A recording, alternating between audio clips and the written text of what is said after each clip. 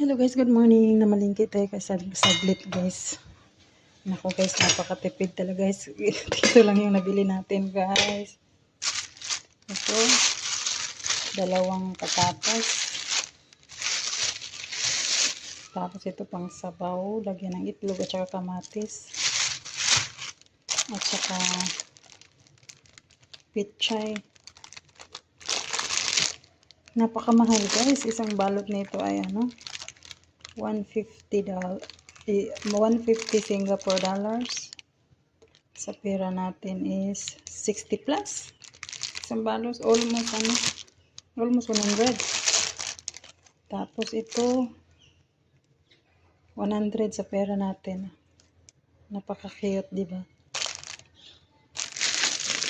Ito rin 60 plus.